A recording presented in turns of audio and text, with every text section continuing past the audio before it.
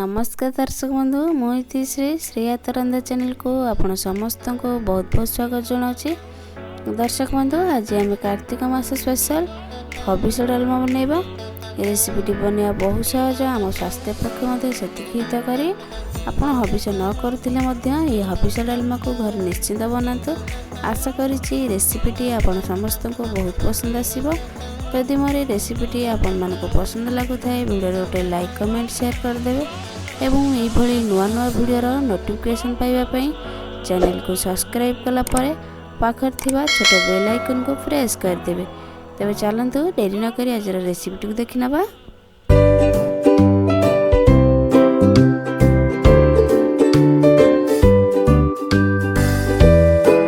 कार्तिक मासर हबिसा डालमा बनाइबापी आमको एसबू सामग्री आवश्यक। तेबे चलंतु देखि नबा। एठी मु फाळे नड़िया को एमती कोरिकी नेछि, पिंचर अदा नेछि, गोटे बड़ चमच देसी गुआ घी को नेछि। ए डालमा रे आमे मुग डाली यूज करंती, तेनु कर एठी मु 50 ग्राम भजा मुग डाली को नेछि। मोथरे फुटण देबा पई 2टा तेजपत्र, 3टा सुखिला लंका, गोटा जीरा गोटे चमच नेछि। जो माने हबिसा करंती से माने किछि भी फुटण दियंतिनी, जेहेतु आमे घर लोकन पे नॉर्मल बनौछे तेनु मु भितरे फुटण देबी। एठी मु भजा जीरा लंका गुंडा गोटे चमच नेछि, स्वाद अनुसार लूण नेछि। पनीपरिबारे कोन कोन नेछि चलंतु देखै नउछि। एठी मु गोटे छोट पुआ खंब आलू नेछि, गोटे कंचा कदली नेछि, 2टा कंदमूल नेछि, 3टा पाळुआ नेछि, बोइथ कखारु फाळे नेछि, कंचा अमृतभंडा, सारू 2-3 पुआ नेछि। नेछि किछि गुआर। जदि आपनक पाखरे ओ जदि अवेलेबल थाए ताले निश्चिंत भाव एथिरे व्यवहार करियो। मो पाखरे नाही, मु व्यवहार करूनी। आ द्वारा हम डालमा टिके खट्टा खट्टा लागियो, बहुत बढ़िया टेस्ट आसीबो। तमे गैस ऑन करी गोटे डेक्ची रे किछि पानी हमें गरम करनबा। एठी 3 ग्लास पानी दउची। वर्तमान हमें कवर करी भलो भाबरे गरम पे दबा। कवर काढी नबा। देखंतु हमर पानी भलो भाबरे गरम हो गलानी। वर्तमान जाई के एथिरे धोई के दे दबा। तापरे गोटी गोटी करी सब वेजिटेबल को हम एथिरे ऐड करनबा। कंचा कदली, कंदमूल, सारू, कखारू, पाळुआ, खंबाळू सब एथिरे दे दबा। गुआरा किछि दे दबा। सब हम काटि नेचे। देखंतु अमृतभंडा एका संगे सब किछि दे दबा। तापरे एठी स्वाद अनुसार लूण मध्ये ऐड करनबा।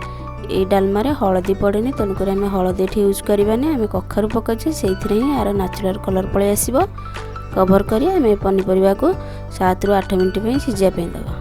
वर्तमान कवर काटी चेक करनबा हमर पनीपरिबा जाई सिझिछि कि नै। देखंतु एठी पनीपरिबा जाई अधा आधी सिझिछि आर नेचुरल कलर मध्ये पळे आइछि, जेहेतु आम एथिरे कदली आ कखारू को ऐड करथिले। वर्तमान एठी आम छेचा अदा किछि पकै नबा, भलो भाबरे गोळी नबा।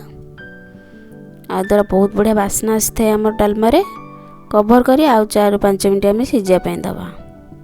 कवर कर नेचे हमर पनीपरिबा गुडी सिझिबार आ 5 मिनिट हो गलानी। वर्तमान कवर काढी एथिरे ए टाइम रे कोरा नड़िया को जो रखिथिले आम दे दबा। भलो भाबरे टी गोळी नबा। आ 2-3 मिनिट कवर करी आम सिझिया पे छाड़ीबा। कवर को वर्तमान काढी नबा। देखंतु हमर डाली भलो भाबरे सिझि सारछि, परिबा गुडी को मते भलो भाबरे सिझि सारछि। वर्तमान ए टाइम रे आम फुटण देवा। जो मैंने हबिसा करते से मैंने फुटण दियंतिनी, एमती ही खाती। जेहेतु आम घर लोक नॉर्मली बनाऊे आम ए फुटण देवा। प्रथम गैस उपरे गोटे पैन को गरम करी से 2-3 चमच देसी गुआ घी को देदेबा। घी टिके गरम हो गले से देदेबा गोटा जीरा, 3टा सुखिला लंका, गोटे तेजपत्र को भल भाव चिरिकी देदेबा। आकु टिके समय भाजी नबा। तापर एथिरे अदा छेचा किछि देदेबा, आकु मध्ये भाजी नबा। देखंतु हमर एठी फुटण रेडी हो गला। वर्तमान आकु हमें डाली देहरे दे देबा। आकु कवर कर देबा संगे संगे, जेमति यार बास्नाटा न पळै जाए। वर्तमान कवर को काढी डाली के भलो भाबरे टिके गोळे नबा। लास्ट रे किछि भजा जीरा लंका गुंडा को दे देबा। देखंतु हमर एठी कार्तिक मास स्पेशल हबिसा डालमा रेडी हो गला। आकु हमें गरमा गरम अरुआ भात संगे परसी देबा। आपण माने मध्य ए हबिसा डालमा को घरे बनै एमतिया गरमा गरम अरुआ भात संगे खांतु। घरे बनैया परे रेसिपीटी केमती लागला मते कमेंट माध्यम निश्चिंत जणांतु। जदि मोर रेसिपीटी आपण मानक पसंद लागुथाय वीडियो रे गोटे लाइक कमेंट शेयर कर दियंतु एवं एई भली नुआ नुआ वीडियो रो नोटिफिकेशन पाइबा पई चैनल को सब्सक्राइब कला परे पाखर थिबा छोट बेल आइकन को प्रेस कर दियंतु। रहुची नमस्कार। देखा हेबाक नुआ रेसिपी सहित धन्यवाद।